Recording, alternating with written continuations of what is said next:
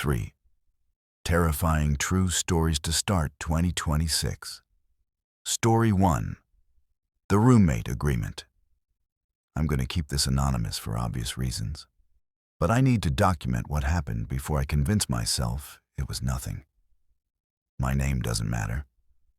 What matters is that I'm a graduate student at a university in the Pacific Northwest, finishing my master's in data science. And until 3 weeks ago, I thought I had the ideal living situation.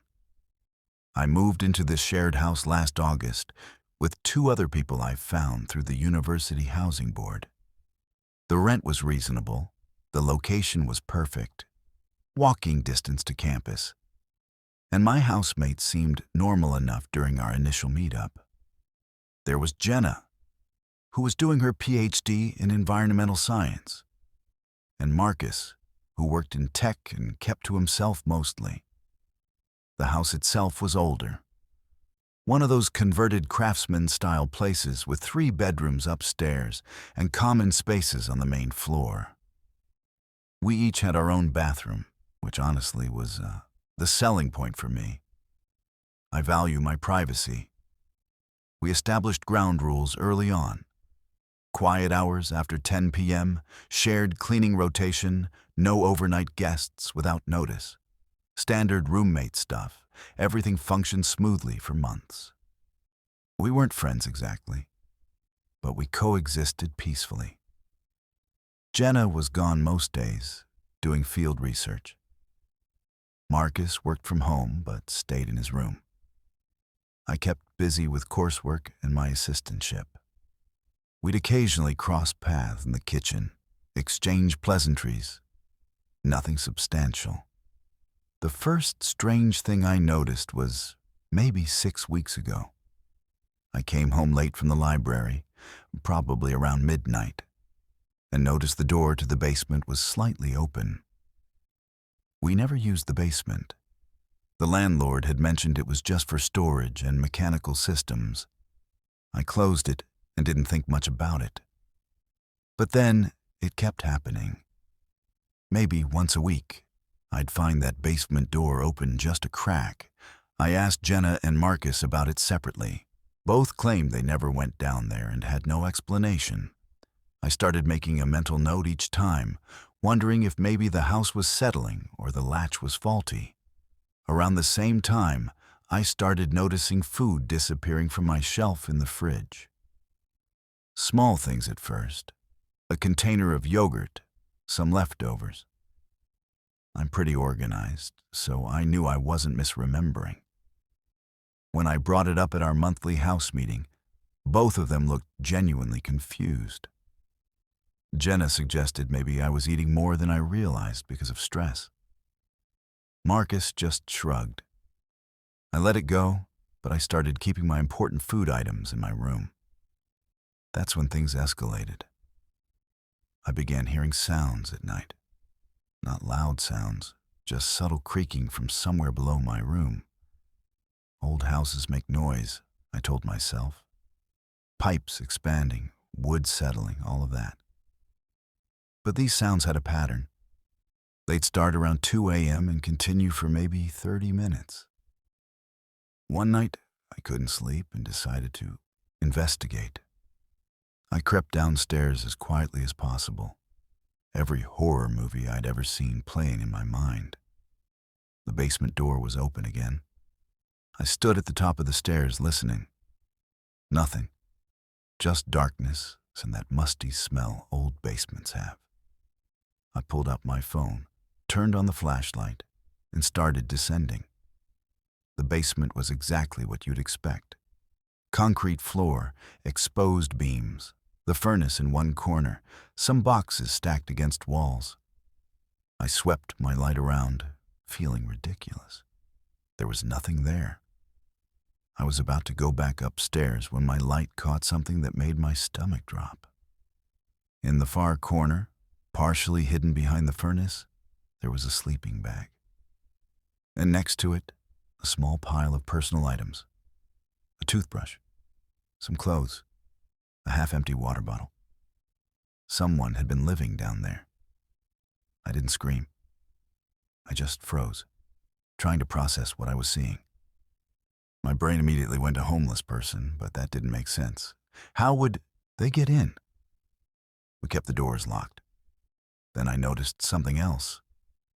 Sitting on top of the pile of clothes was a university ID card. I moved closer, hands shaking, and picked it up. The photo showed a young guy, maybe early 20s, with dark hair and tired eyes. The name read David Chen. I didn't recognize him. The ID was current, issued this academic year. I took a photo of it with my phone and got out of that basement as fast as I could. Back in my room, door locked, I tried to think rationally. I searched the university directory for David Chen. There were 3, but none of the photos matched the ID I'd found. I considered calling the police, but what would I say? There's evidence someone might be staying in our basement, but I haven't actually seen them. I decided to tell Jenna and Marcus the next morning. We convened in the kitchen over coffee, and I showed them the photo of the ID. The reaction I got was not what I expected. Marcus went pale. Jenna wouldn't make eye contact. After a long, uncomfortable silence, Marcus finally spoke. He told me David was his younger brother. Apparently, David had been struggling financially and mentally, dropped out of school the previous semester, and was essentially homeless. Marcus had been letting him stay in the basement without telling anyone. The food I'd noticed missing, Marcus had been taking it down to him. I should have been angry, and part of me was. But mostly I just felt this wave of sadness mixed with fear. I asked why David couldn't just stay in Marcus's room, or why Marcus didn't ask if we'd be okay with another person in the house. Marcus explained that David had issues, didn't want to be around people, preferred isolation. He made it sound almost reasonable. Jenna admitted she'd known about it for a few weeks. Marcus had told her and asked her not to say anything. She looked guilty, but also defensive, saying she didn't think it was her place to tell me. I felt betrayed by both of them, but I also understood they thought they were helping someone in need. We agreed David needed to leave. I wasn't comfortable with someone I didn't know living secretly in the house, regardless of circumstances. Marcus said he'd handle it, that David would be gone by the weekend. I wanted to believe that would be the end of it. That night, I barely slept. Every sound made me jump. I kept thinking about this stranger who had been living below me for weeks, listening to me move around, existing in the same space without my knowledge. The violation of it sat heavy in my chest. The next morning, I woke up early and checked the basement. The sleeping bag and belongings were gone. Marcus confirmed David had left during the night, said he was going to stay with a friend in Seattle. I wanted to feel relieved, but something felt off. The way Marcus wouldn't quite look at me when he said it. A week passed. Things returned to a tense version of normal. I started looking for a new place to live, sending out applications, checking listings. I couldn't stay there anymore. The trust was broken, but finding housing mid-year near campus is difficult, and I had to wait for something to open up. Then, 4 nights ago, I heard the sounds again. That same creaking from below my room, the subtle movement. I lay in bed paralyzed, telling myself it was just pipes, just the house settling. But I knew better. I knew exactly what it was. I didn't go down to check. I didn't confront Marcus. I just lay there until morning, and when the sun came up, I packed a bag and left. I've been staying with a friend since then, and I told Marcus I wouldn't be back until the lease ends in June. He kept texting me, asking why I left, saying everything was fine, that I was overreacting. Yesterday, I contacted the landlord and explained the situation.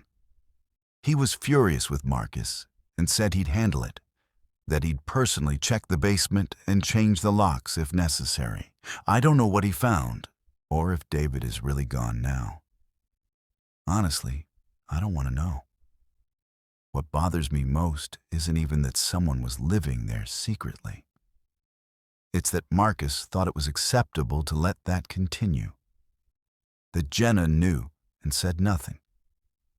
That both of them prioritized David's situation over my right to feel safe in my own home. I keep wondering what else they didn't tell me. I've been checking the university news, looking for any mention of incidents or arrests, but there's nothing. Maybe David really is gone. Maybe he's staying somewhere else now. Or maybe he's still there in that basement, and Marcus is still covering for him. I genuinely don't know, and that uncertainty is eating at me. I'm finding a new place as soon as possible. Until then, I'm not going back. Story 2. The trail camera. This is going to sound unbelievable, but every word is accurate.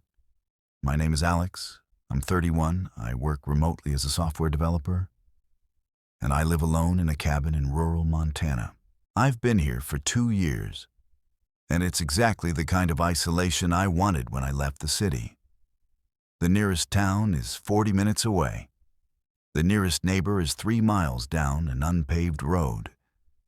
And most days I don't see another human being. I bought the property because of the seclusion and because it backs up to national forest land. Endless hiking, wildlife, complete silence except for wind and birds. I've always been more comfortable alone than in crowds, and this place gave me the space to think, work, and exist without the constant noise of civilization. About 5 months ago, I decided to set up some trail cameras around the property. Partly for security, partly because I wanted to see what animals were passing through. I'm not a hunter, just curious. I positioned 3 cameras at different points. One near the driveway, one overlooking the back deck, and one deeper in the woods, along a game trail I'd noticed. For the first few weeks, the footage was exactly what I expected. Deer, elk, a few coyotes, occasional birds. I'd check the SD cards every week or so, scroll through the motion-triggered clips, delete most of them. It became a routine, something to break up the monotony. Then I started noticing the person. The first time was in footage from the camera on the game trail. A figure walked past, partially obscured by trees, moving away from my cabin deeper into the forest. It was daytime, and the image quality was decent enough to see it was a man, average height, wearing dark clothing and a backpack. I assumed it was a hiker who'd wandered off the main trail system. I didn't think much of it. People occasionally cut through the national forest, even though there aren't official trails in that section. I made a mental note to maybe post some private property signs. But I wasn't concerned. The national forest is public land, and as long as people weren't coming onto my immediate property, I didn't care. The second sighting was different. Same camera 3 days later. But this time the figure was walking toward my cabin.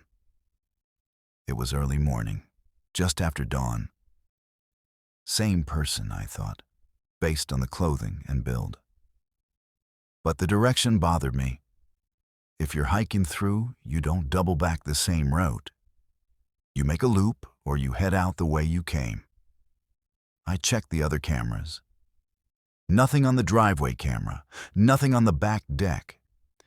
So this person had approached through the woods, gotten close enough to trigger the game trail camera, and then presumably turned back before reaching my actual cabin.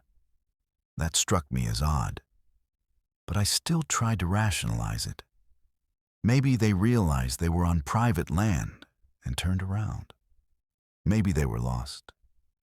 Over the next month, I captured that same figure 7 more times. Always on the game trail camera, always moving in different directions, but always during hours when I was likely to be inside or asleep. I started to feel uneasy. This wasn't random hikers. This was someone repeatedly coming to the same area near my property with no clear purpose. I decided to move the game trail camera closer to the cabin, positioning it to cover the area between the tree line and my back deck. If this person was going to keep appearing, I wanted better footage. I wanted to see their face, get a clear image I could potentially take to the sheriff if necessary. 2 days after repositioning the camera, I got what I was looking for, and I immediately wished I hadn't. The footage showed the figure emerging from the woods around 3 a.m.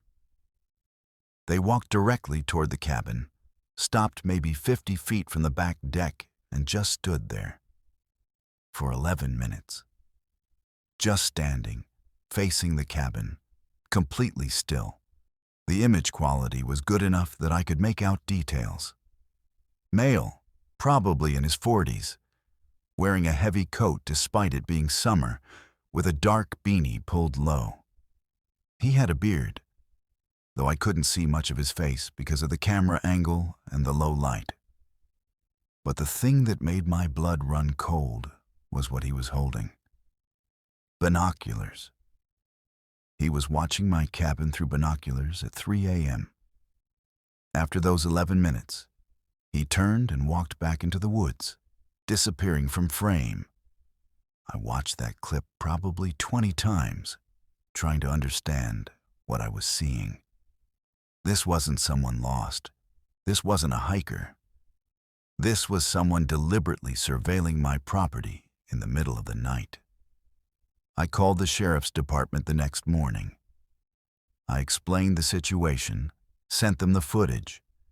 A deputy came out that afternoon, looked at the clips, walked the perimeter of my property. He took a report, said they'd increase patrols in the area. But he was honest with me about the limitations. The person hadn't technically done anything illegal. They were in the national forest, which is public land, and watching someone's house from a distance isn't a crime. And that's what this feels like now. Not random, not opportunistic, purposeful. I don't know who this person is or what they want. I don't know if they'll come back.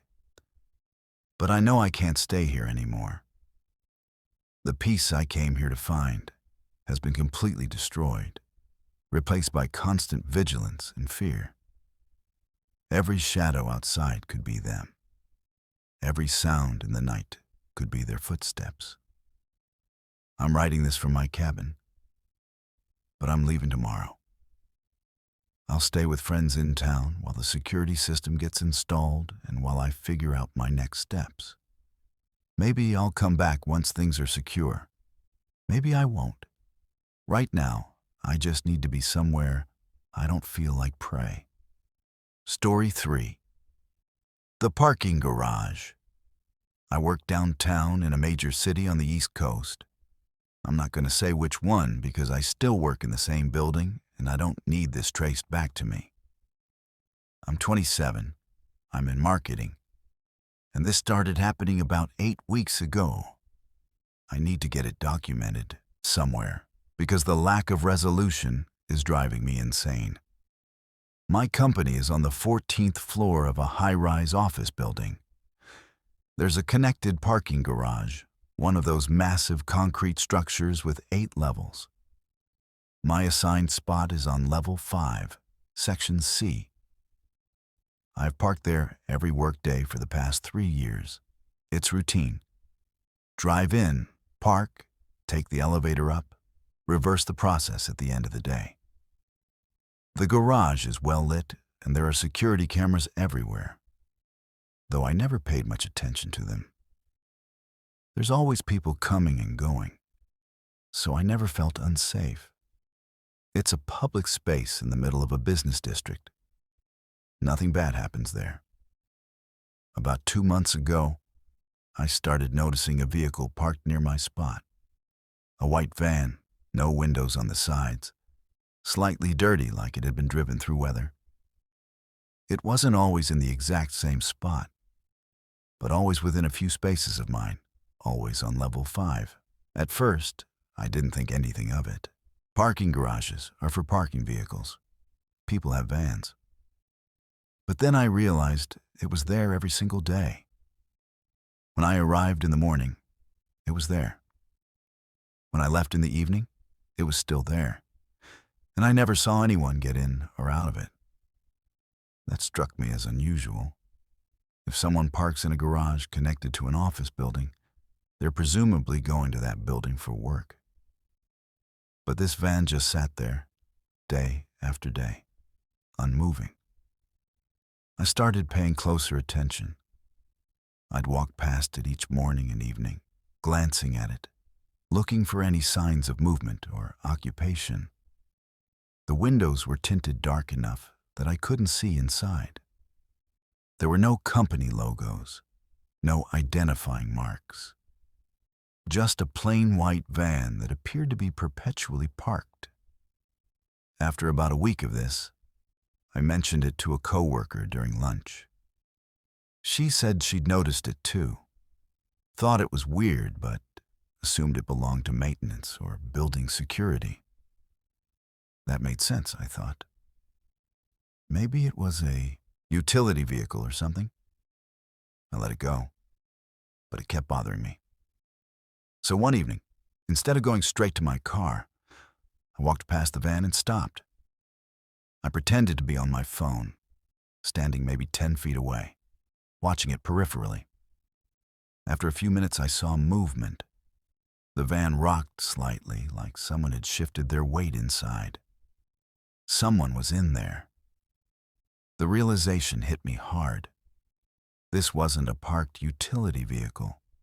This was an occupied van that had been sitting in the same garage near my car for over a week.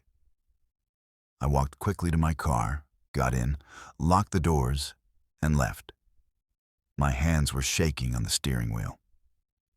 The next morning, I reported it to building security. I explained the situation, said there was a van on level 5 that seemed to be permanently parked with someone inside. The security guard, a guy named Ron, who I'd seen around but never really talked to, said he'd check it out.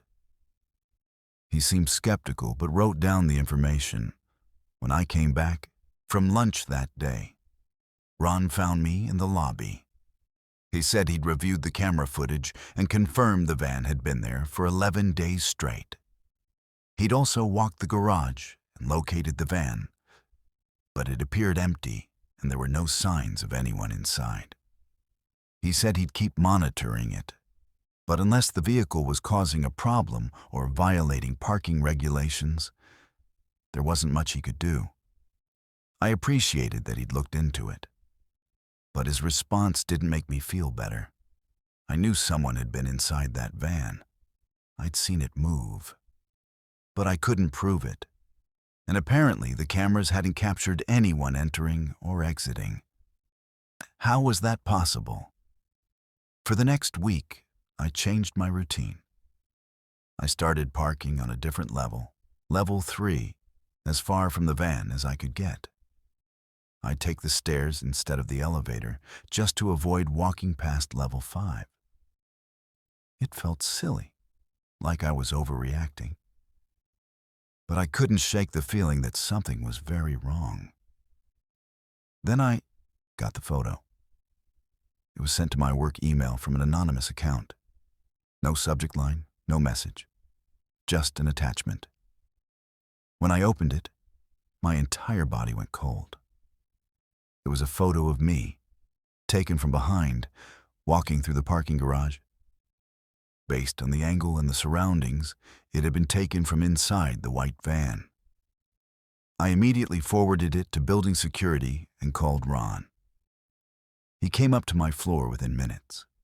We went through the email, traced the sender, but the account had been created specifically to send that one message and then abandoned. Ron escalated it to his supervisor, and they contacted the police. A detective came to the building that afternoon. She took my statement, reviewed the security footage with Ron, and examined the email. She was professional and thorough, but she was also clear about the limitations. The photo itself wasn't technically a crime. It was taken in a semi-public space. The anonymous email was concerning, but not illegal, unless there was a direct threat or harassment continued. There wasn't much they could do beyond file a report. She did, however, recommend that building security have the van towed if it violated any parking policies. Ron checked, and technically the van was fine. It had valid plates. It wasn't blocking anything. And there was no time limit on parking in that garage if you had a monthly pass, which the van apparently did. The detective also suggested I document everything, vary my schedule, consider parking elsewhere entirely, and call immediately if I received any more messages or felt threatened. Standard advice, I suppose. But it left me feeling helpless. Someone had photographed me, sent it to my work email to make sure I knew I was being watched, and there was no recourse. I stopped parking in that garage entirely. I started using a public lot 3 blocks away and walking to the office. It added time to my commute and cost more money, but I couldn't bring myself to go back into that structure. Every time I thought about it, I'd picture that van, picture someone sitting inside it with a camera, watching me walk past day after day. 3 weeks passed without incident. No more emails, no more sightings. I started to relax slightly, convinced myself that whoever it was had moved on. Maybe the police visit had scared them off. Maybe they'd gotten bored. I didn't know, but the absence of activity felt like progress. Then, 4 days ago, I got another email. Same anonymous format, same lack of message. But this time, the photo was different. It was taken recently, within the past week, based on what I was wearing. And it wasn't taken in the parking garage. It was taken on the street, outside the public lot where I'd been parking instead. They'd followed me. They knew I'd changed locations, and they wanted me to know they knew. The message was clear. Switching parking lots wouldn't help. They could find me anywhere. I went straight to the police station after receiving that email. The same detective met with me, reviewed the new photo, added it to my file. She was more concerned this time, said the pattern indicated escalating behavior. She recommended I consider a restraining order, but she also pointed out that we didn't know who we were restraining. We had no identity, no name, just a van and anonymous emails. She did say they'd increase patrols around the area, both the office building and the public lot. She also connected me with a victim advocate who could help me develop a safety plan. It was all helpful in theory, but the practical reality remained. Someone was stalking me, and nobody could stop them because we didn't know who they were. I've taken additional precautions. I've varied my route to work. I've started parking in different lots on different days. I've informed my employer, and they've been supportive, allowing me to work from home more frequently. I've told my friends and family what's happening. Everyone is concerned. Everyone wants to help, but there's only so much anyone can do. The white van is gone from the parking garage now. Ron confirmed it hasn't been there for over 2 weeks. That should make me feel better, but it doesn't.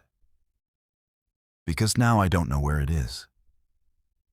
At least When it was parked in the same spot every day, I knew where the threat was. Now it could be anywhere. I haven't received another email in 4 days. Part of me hopes that's the end of it, that whoever this is got bored or scared and decided to stop.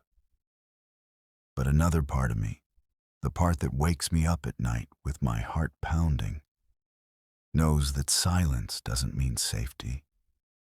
It just means I don't know what's coming next. I'm considering moving, maybe even changing jobs, leaving the city entirely. It feels extreme, but I don't know what else to do. This person has demonstrated they can find me, photograph me, track my movements. And I still have no idea who they are or what they want. If you're reading this and you work downtown in a parking garage, pay attention to the vehicles around you. Notice if something doesn't change, if it's always there. Trust your instincts. Because I didn't, not at first, and now I'm living in constant fear of what might happen next.